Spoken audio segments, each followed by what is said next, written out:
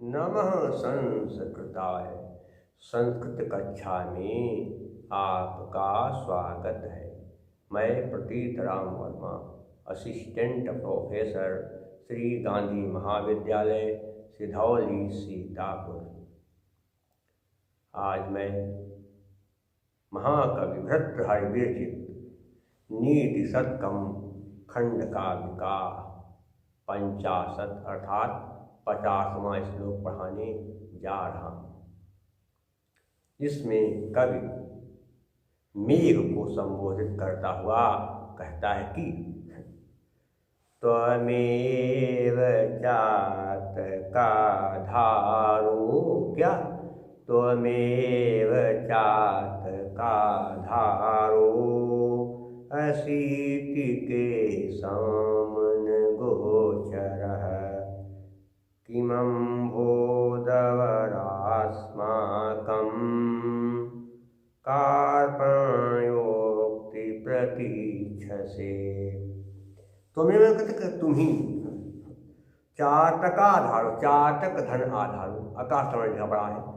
चातकों के आधार, तुम ही चातकों के आधार, असीत असमझ हो, तुम ही हे मेघ, तुम ही चातकों के आधार हो। अस्य धनित क्या होगा, आकाश समझ जाती है शामिल। उसके बाद फिर कहते हैं कि है क्या 2 मिनट बन गया, आकाश समझ कहते की बन गई बड़ी आकाश समझ। और आगे किससे का ध्यान रखेंगे आप, आ ई उ री, ये क्या है, आग है, पूछ ले कोई आग क्या है तो क्या बताएंगे आप, क्या क्या कहते आग क्या है, कहते आ ई उ री के बाद क्या ऐसे सुर हो तो दोनों में से कहते क्या दीर्घ हो जाएगा। और क्या सवर्ण क्या है, तुल्यासि प्रयत्नम सवर्णम। यहाँ पर वर्णों के बोलने का स्थान और उनको बोलने में किया गया प्रयास दोनों समान होते हैं, उनकी सवर्ण संज्ञा की भी ध्यान रखेंगे। केशान किसको कहते न कहते नहीं, गोचरा मने ज्ञान है, प्रत्यक्ष नहीं है, किसको ज्ञान नहीं है। किम मने कहते क्या, अम्भोदर मने कहता है मेघ, अम्भोदर मने कहता है हे मेघ, श्रेष्ठ मेघ। अम्भो क्या है, अम्भोदर, अम्भोदर मने कहता है, अम्भोदर में हे मेघ श्रेष्ठ, द्वर धन अस्माकम, द्वर अस्माकम हमारे, कार्पण मन दीन वचनों की प्रतीक्ष से प्रतीक्षा कर रहे हो, इंतजार कर रहे हो कि हे मेघ श्रेष्ठ, तुम्ही चातकों के आधार हो। ये किन मनुष्यों को नहीं ज्ञात है, सभी मनुष्य इस बात को जानते हैं। फिर हमारे दीन वचनों की प्रतीक्षा तुम क्यों कर रहे हो। चातक कह रहे हैं किससे, चातक मेघ से कह कि हे मेघ श्रेष्ठ, हे श्रेष्ठ मेघ, तुम ही चातकों के आधार हो। यह किन मनुष्यों को पता नहीं, सबको पता है। तो फिर ऐसी स्थिति में हमारे दीन वचनों की प्रतीक्षा क्यों करो कि हमारा गिड़गिड़ाएं, अरे दे दो ने मर जाएंगे, जल तुम्हारा बिना अगर जल नहीं आया तो मर जाएंगे, दे दो जल, ऐसा नहीं। तो हे मेघ, तुम ही चातकों का जीवन हो, तुम क्यों नहीं जल बरसाते, उनके मुख में क्यों जल नहीं डालते हो, उनके मुख में कहते आप जल डालिए। और चातक पक्षी कभी विश्राम जानते क्या पड़ता है कि वो क्या स्वाद नक्षत्र हो और स्वाद नक्षत्र में जल बरसे तो चातक पक्षी ग्रहण करता है। और क्या करता है, वो जमीन में गिरा हुआ जल ग्रहण नहीं करता, मुख खोल देता है और उसके मुख में जो जल गिर गया वही जो है ग्रहण करता। क्या कहते हैं कि नहीं जाचत नहीं संग्रही, सीसनाई नहीं ले, ऐसे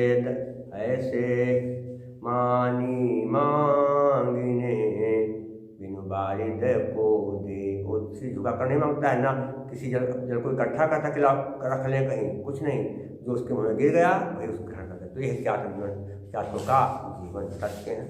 और संध्या में कहते हमने कहते आपको बता दिया, कार्पण धनुक्त बन गया, कार्पण योक्ति आदुगुणा से उपका कहते वो बन गया। अब इसमें कहते चातको धारण करने समझ में क्या समाज के कहते क्या कि चातका नाम आधार, चातको धारा, षष्ठी तत्पुरुष समास है। कार्पणोक्ति में कार्पण से युक्ति, षष्ठी तत्पुरुष समास यहाँ पर भी है। प्रत्यय कहाँ पर क्या बनेगा, थोड़ा ध्यान देंगे कि प्रत्यय कहाँ पर कौन सा कहते बना। देखिए इस्मत में कहते क्या कहते हैं, सुप्रत्यय कहते हैं इस्मत। और चार्थ का आधार में घई प्रत्यय है, धीधातु उपसर्ग हो गया, धीधातु घई प्रत्यय। और केसान में कहते आम है। और गोचरा में क्या है, गोचरा, जिन शब्दों के अंत में चर आ जाए वहाँ पर क्या है, चरिष्टा सूत्र से जिन शब्दों के अंत में चर आए वहाँ पर टा प्रत्यय। कौन सा प्रत्यय, टा प्रत्यय है। और उक्तिम क्या कहते हैं, क्या लिखा है, उक्तिम कार्पण। उक्तिम में क्या है, उक्तिम में क्या है, कृतन प्रत्यय है। कौन सा प्रत्यय, कृतन प्रत्यय है। कार्पण्यम कौन सा प्रत्यय होगा, अण्यर्थ प्रत्यय। कौन सा प्रत्यय हो जाएगा, अण्यर्थ प्रत्यय हो गया। तो ये सब कहते प्रत्यय है। अलंकार कौन सा है,